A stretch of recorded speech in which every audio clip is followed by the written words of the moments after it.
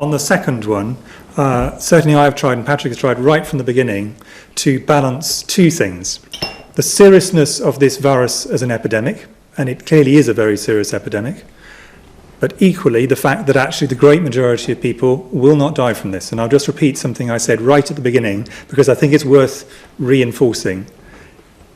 Most people, a significant proportion of people will not get this virus at all at any point in the epidemic, which is going to go on for a long period of time. Of those who do, some of them will get the virus without even knowing it. They will have the virus with no symptoms at all, asymptomatic carriage, and we know that happens. Of those who get symptoms, the great majority, probably 80%, will have a mild or moderate disease. Might be bad enough for them to have to go to bed for a few days, not bad enough for them to have to go to the doctor. An unfortunate minority will have to go as far as hospital, but the majority of those will just need oxygen and will then leave hospital. And then a minority of those will end up having to go to severe and critical care, and some of those sadly will die. But that's a minority. It's 1% or possibly even less than 1% overall. And even in the highest risk group, this is significantly less than 20%, i.e. the great majority of people, even the very highest groups, if they catch this virus, will not die.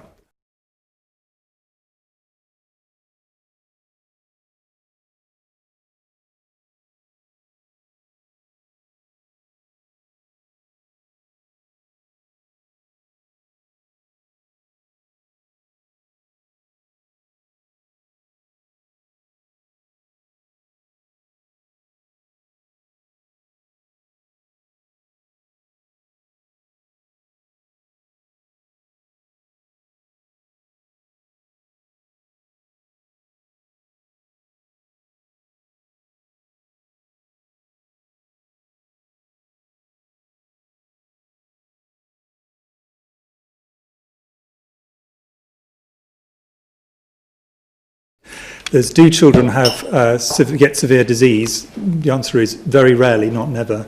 But those data are very secure, and I think it's widely accepted, lots of studies from multiple countries. The one good thing about this virus, and it is really only one good thing, is very, very low in children, which is in contrast to many other infectious diseases. So the risk to children is very, very low.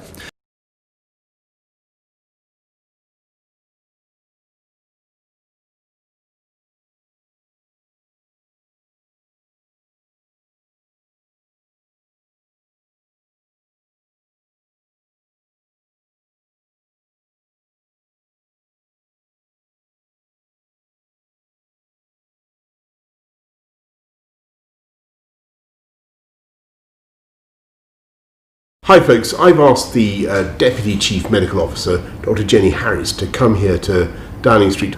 Jenny, perhaps you could tell everybody what are the symptoms of COVID-19 coronavirus? Because the reality is that most people won't experience a major disease, it will be a mild, moderate illness, but it can be more dangerous for people who are much older or who have pre-existing conditions. Yeah, the main symptoms that people present with are fever, usually quite a high fever, and a cough.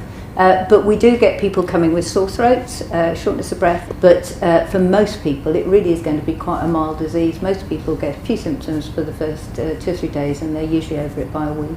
And who are the most vulnerable people in your family or in society that we should particularly avoid getting infected? It's still quite early days in our understanding of the disease. Children seem to be, they get infections but not particularly badly. The ones we're really worried about are the older people. So those 70, 80 and above, and people who've got chronic conditions, so things like heart disease or some respiratory disease. And it's noticeable that there are some countries where they've banned big sporting events and they've stopped mass gatherings of one kind or another. Tell us why, so far, the medical advice in this country is not to do that. In this country, we have expert modellers looking at what we think will happen with the virus, and we've looked at what sorts of interventions might help manage this as we go forward, push the peak of the epidemic forward. And in general, those sorts of events, big gatherings, are not seen to be something which is going to have a big effect. So we don't want to disrupt people's lives on doing that.